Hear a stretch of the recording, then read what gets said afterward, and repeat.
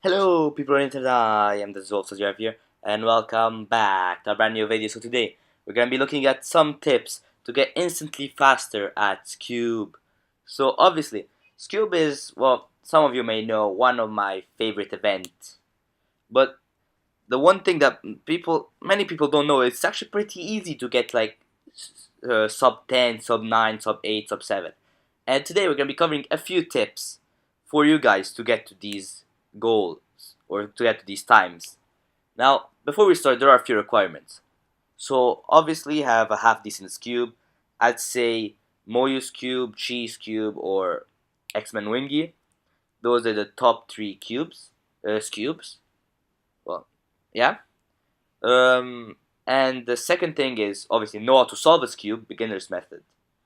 That's really kind of about it. Oh yeah, also be color neutral. Being color neutral is fairly easy. You really just have to know your opposites, like which color is opposite to which to recognize cases. So yeah, let's switch the camera and see what are the main things that can improve our times in Skewb significantly in a few minutes. Or yeah. So as previously mentioned, the main part of a Skewb solve that's gonna improve like your times immediately are two things. One, knowing how to do sledge and hedge pretty quickly, and the other one is being efficient with your mid-layer cases. Here, just put a random one, just for a case. For example, I'll start off with hedge. So for the hedge slammer, there are many tutorials on how to do it properly, but the way I do it at least is I put two fingers on top, one finger in the front, two fingers back, while my other hand has most fingers on the back side and one finger on the bottom. And how I do is I turn this face, push with the two fingers, I'll pull back with the thumb and turn. So that's how I do the sledge. Let's do it one more time. Push with my thumb, two fingers, pull back with my thumb, put back the cube in place. Now done quickly, that's how it looks like. Now the other thing you'll have to learn is how to do the hedge. So hedge being for cases opposite to the sledge. Now for the hedge, what I do is a bit different from what I sometimes see, and I put two fingers here on the left side face and one thumb and the thumb on top. What I'll basically do is push with the thumb, pull down, always with the thumb. So with the two fingers and the thumb, like with my hand, I'll pull down, then push up with my two fingers, push up with my thumb. That's how I do hedge. So push down with my thumb, pull down with my hand, push up with my two finger, push up with the rest of the hand. So then quickly, it looks like this. Now the second thing I want to take a look at is how to do L cases.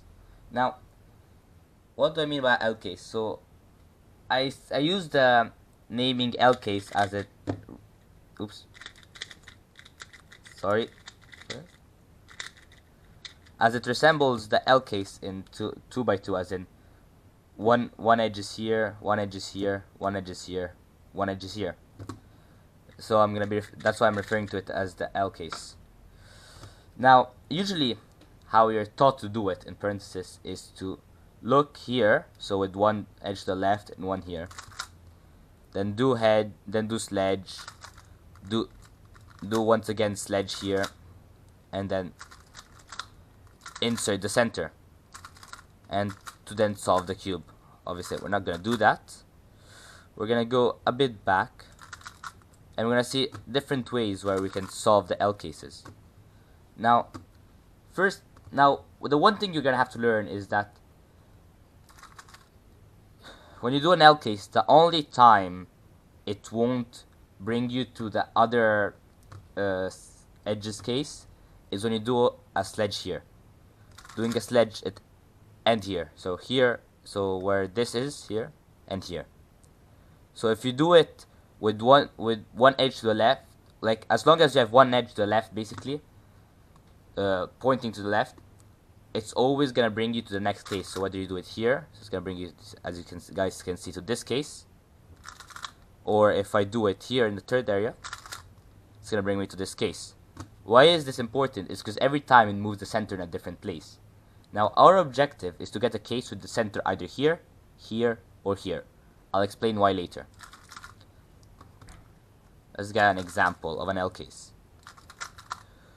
Let's give, this is probably the easiest example. This really doesn't need that much explanation, but if you see your center over here, what you're basically, okay, so basically if you see your center over here or here, what you're gonna go ahead and do is solve it the beginner's way, so the normal way, so doing a sledge here. Because what it will do, it will bring the center either here or here. So if you have your center here, it will bring it over here, and if you have your center here, it will bring it over here. See, there's a simple sledge for skipping the center.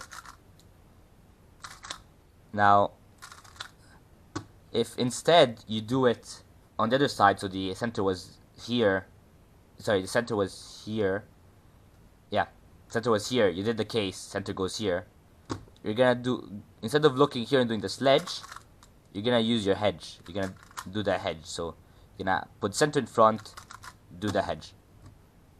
Simple as, get that skip. Those are the first type of case. This is the first type of case I want you guys to remember. So it's when, ooh, that's actually not the case. My mistake. So it's when either center's here or here. You're gonna hold it looking the beginner's way, and then either gonna do sledge or hedge, depending on what side your center is. So yeah, if the two centers are here, so if the two edges are here and your center is here, it's hedge, and if your center is here and your two edges are here, you do sledge. Sorry if this sounds a bit confusing at some moments.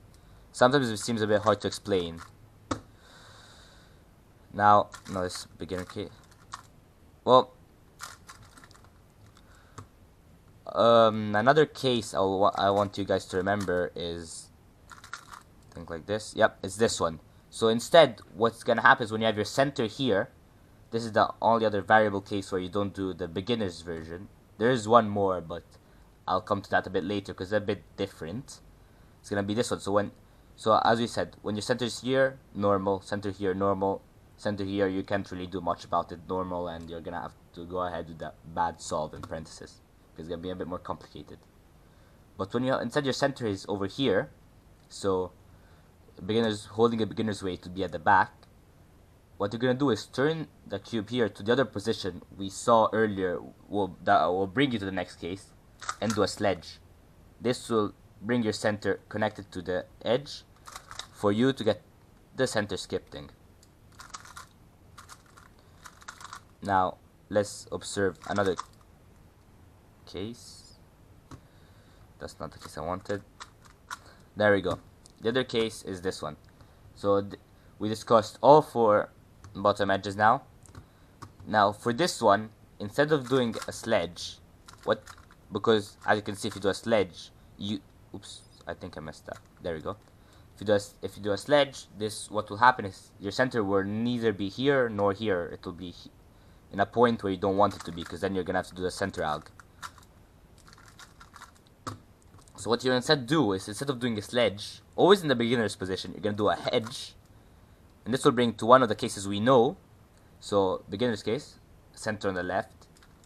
So you're gonna do a sledge here and sledge here to get the skip. And yeah, it's really about it for the middle, for second layer tips. And honestly, for some people may seem a bit confusing or not like much, but they do significantly improve your times. And honestly, if maybe this tutorial wasn't the best in parentheses, I'll still recommend you to watch these cases. Okay, maybe if you didn't understand that much, play a bit around with your cube, sledge in different positions, see how the pieces rotate, for you to then decide what's the more convenient case. Now there is one more case I didn't discuss.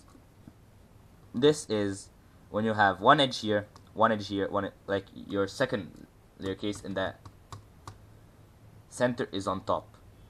What you're gonna have to do for this, okay, it's instead of sledging with the 2 on the right side, you're gonna do your sledge with the 2 edges on the left side.